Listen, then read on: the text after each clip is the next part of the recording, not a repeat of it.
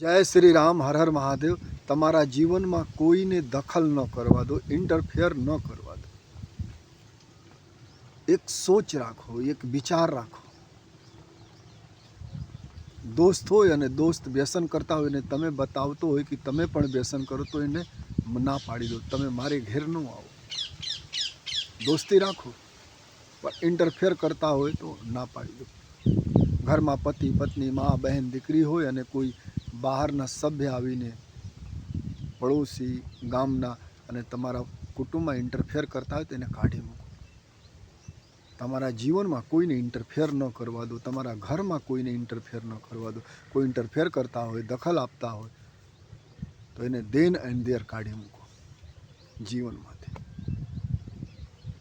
કોઈ તમારો શત્રુ હોય અને તમારા દિનભર એના મગજમાં ન રાખો, એને કાઢી મૂકો, ઇન્ટરફેર ન કરો. કોઈ વિચાર પણ બાર બાર ન આવે. ભજન સાંભળવાથી આનંદ આવતા હોય તો સાંભળો, કોઈના કહેવાથી ન સાંભળતા. દાન આપવાથી ધર્મ કરવામાં આનંદ આવતા હોય તો કરજો, ઇન્ટરફેર ન કરવા દેતા. લોકો લાગેલા છે, સંતો લાગેલા છે, ભક્તો લાગેલા છે, નેતાઓ લાગેલા છે. હું કહું એ કરું, નહીં સાહેબ તમે જે ગમે એ કરો, પણ સમાજમાં કોઈ અહિત ન હોવા જોઈએ. તમારા કર્મથી કોઈનું નુકસાન ન થાય, સમાજ રાષ્ટ્ર અને દેશને કોઈ નુકસાન ન થતું હોય તો એ તમે કામ આનંદ સાથે કરી શકો. કોઈને દખલ ન કરવા દો. તમારા લાઈફમાં કોઈને ઇન્ટરફેર કરતા હોય સાવધાન થઈ જાઓ. કોઈ બોલતા હાલો ભજન સાંભળવા, મને આનંદ નથી તો ન સાંભળતા.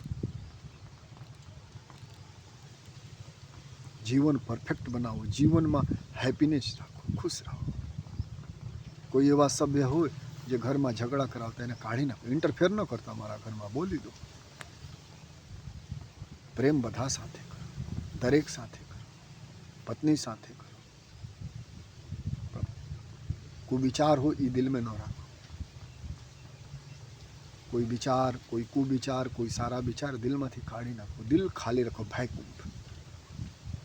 ભયકુંભ રહે તો પરમાત્મા રહે. કોઈ ઇન્ટરફેર કરે તો પરમાત્મા ન રહે. આ ધરતી पे જે થાય પરમાત્મા કરે. અને લોકો આજે આનંદમાં નથી, ઇન્ટરફેર કરે છે. કોઈ બોલે આમ કરો, કોઈ બોલે આમ કરો. ગુરુજી બોલે એવા કરો, નેતાજી બોલે આમ કરો.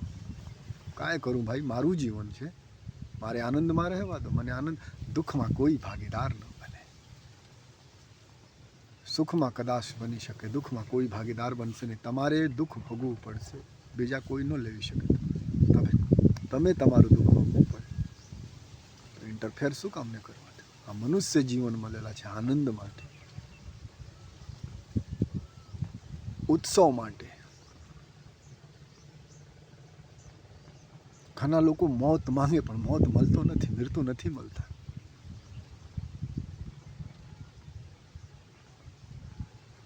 આનંદ આવે કરો.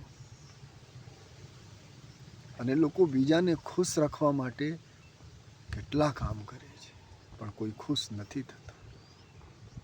આ જીવનમાં જેટલા છે ને, high BP, low BP, diabetes, બધું બીજાના કારણે છે. સાહેબ તમે બીજાને ખુશ કરવા માટે, પત્નીને ખુશ કરવા માટે, શરીરમાં જેટલા એસ્ટેમિના હોય એટલો કામ કરો.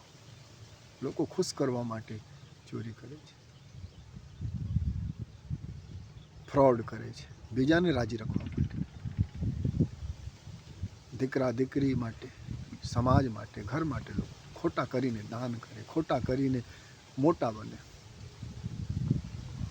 ડુંગર બનાવવું હોય ને તો ખાડા કરવું પડે. વિજ્ઞાન કહે છે જ્યાદા ધન ભેગા કરવું હોય તો થોડા બહુ ચીટિંગ તો કરવું પડે, થોડા બહુ પણ કરવું પડે. તો પરમાત્મા રહે ન રહે. તમારા જીવનમાં કોઈ ઇન્ટરફેર ન કરે. તમે જે કર્મ કરતા હોય, ભક્તિ કરતા હોય, ભજન કરતા હોય, નોકરી કરતા હોય, વેપાર કરતા હોય, ઇન્ટરફેર ન કરો. લોકો બીજા માટે પાપ કરે છે. તો મનુષ્યની શું આવશ્યકતા છે? રોટલો, કપડાં, મકાન, ઘર.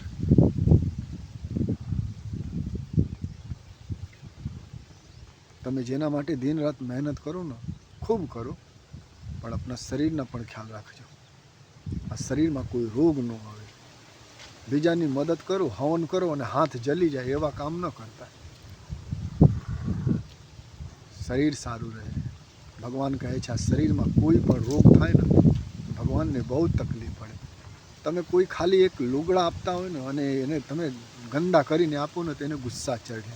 આ જીવન ભગવાન આપેલા છે, એમાં કોઈ રોગ નહીં, કોઈ શોક નહીં, કોઈ ભોગ નહીં, કોઈ યોગ નહીં, બસ પરમાત્મા પરમાત્મા પરમાત્મા. પણ તમે જૂનાગઢ જાઓ, હરિદ્વાર જાઓ, બચ્ચા એવા કરના હે, એવા કરો. બીજા ધર્મ પાસે જાઓ તો એના ધર્મગુરુ બોલે આવી રીતે કરો, એ બોલે આવી રીતે કરો. અરે જીવન મારું છે, મારે શું કરવું છે એ મારે વિચાર કરવાનો છે. જગત વિચાર કરે બરોબર નથી, પણ જગત વિચાર કરે છે.